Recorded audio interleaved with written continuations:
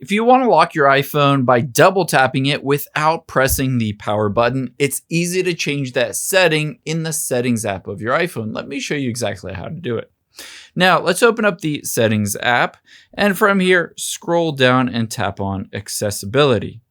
From here, you'll be able to see, if you scroll down, the option for touch under physical and motor.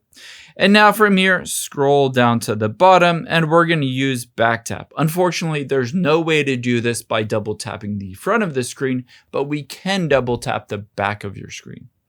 Tap on back tap here, and we'll choose double tap. For this, all we need to do is scroll down and choose lock screen.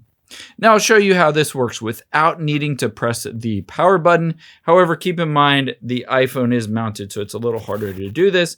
I'm going to tap twice on the back of my iPhone and hope this registers. Once I do tap twice, you'll be able to see it will turn my iPhone off. Again, I have a little thing on the back of here. So if I tap twice on the back, it should turn it off. Hopefully you have a little bit better success without having something mounted to the back of your iPhone. If you enjoyed this video, check out the video over to my right. I think you'll really like that one too. And thanks for watching.